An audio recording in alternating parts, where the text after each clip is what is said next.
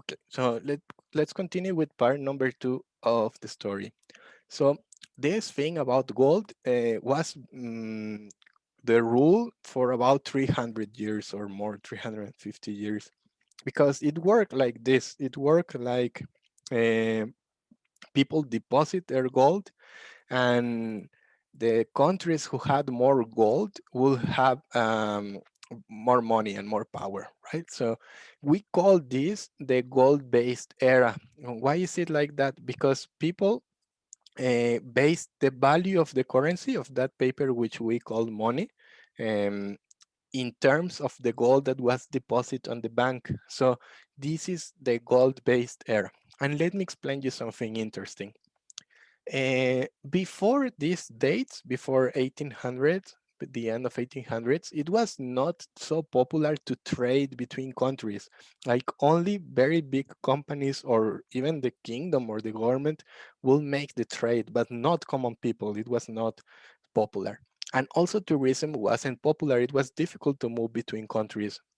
So by the end of this century of the 1800s, things change, and not because the economy changed, but because the technology changed and the industrial revolution changed. So now a lot of people require materials from somewhere else, and they had to trade. It was not like a policy change or something. People needed things from abroad, and also people could move into other countries because they had bigger ships, like it was easier, it was cheaper, so it was possible to move around.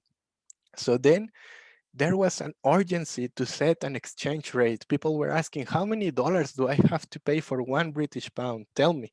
And then a lot of people started buying and selling pounds because of trade and tourism. And then the system or whatever was at that time kind of was, mm, I don't know how to say, like overwhelmed with a lot of people going and buying foreign currencies. So um, I will give you an example of what happened around this time. So imagine that we have the Olympics in London. Let's think about it.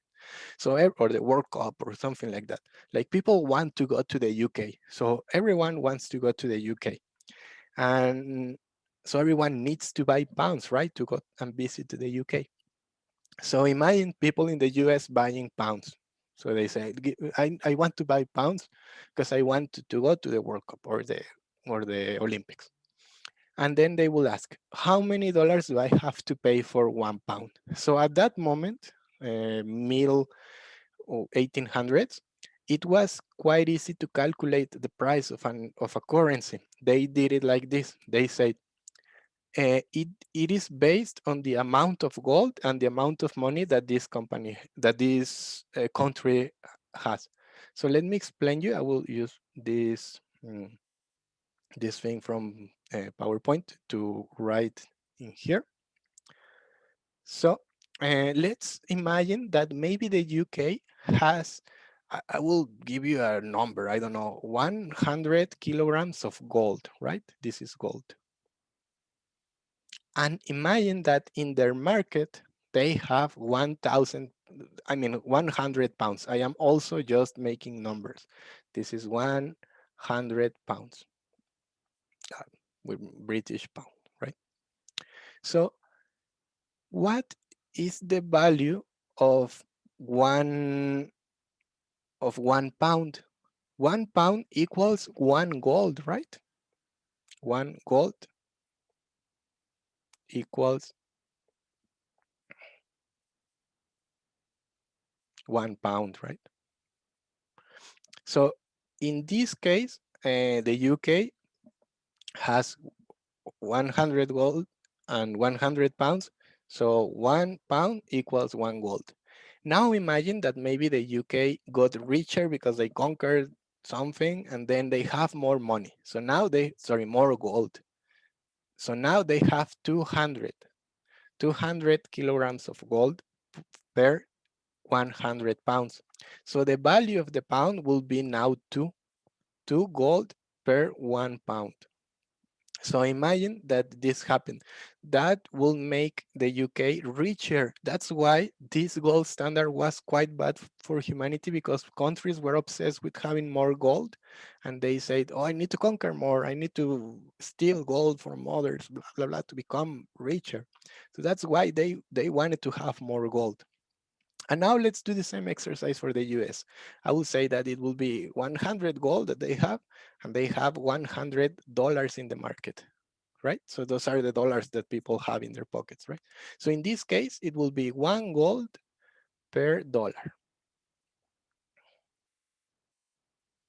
So if I ask you, how many dollars do I need to pay for 1 pound?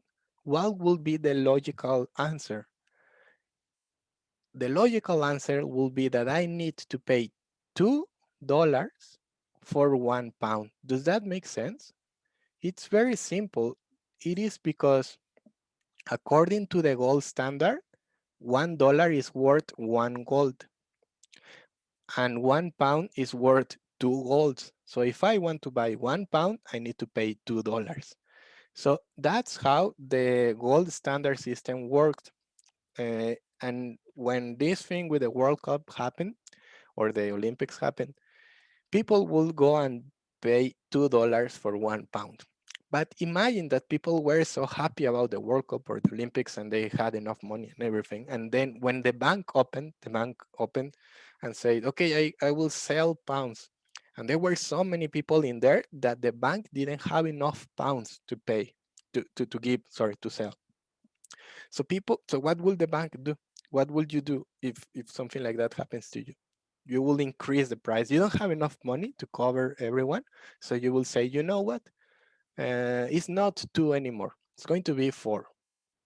And some people will say, oh, 4 is too expensive. I can't make it. So some people will leave. And other people will stay and they say, I don't care. I can pay 4. And then maybe you don't have enough pounds, and you will say, you know what? I need to increase it until 5. $5 per 1 pound. Some people will say, you are crazy, it's too expensive, I can't pay it, and they will leave. But other people will say, I don't care, I have enough money and I want to go, I will pay 5. So in this example, the gold standard base, which worked for about 350 years, was destroyed, because then, and this is quite surprising, this is quite a big thing in economy and finance, because people realized that in order to become richer, like in here, the pound gained more value, in, that countries could become richer by becoming more interesting or more essential to the world economy. This is something that changed the world drastically, because previously people thought, I need to have gold. And how do I gain gold?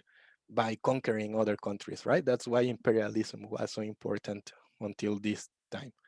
So then people realize it's easier if I make the Olympics, or if I make the World Cup, or if I invent the airplane, or if I make a new medicine, or if I make something that will make people want my currency. So then people will come and they will offer more money for what I have. And this change everything. So then countries say, you know what, we should stop doing wars, because wars are expensive and they kill people. So it's not a good idea. Maybe we should focus on developing new technologies, on making us attractive for tourism, on having a legal system where people want to move in here and they want to start their businesses in here. Why don't we do that? And that's when things change drastically.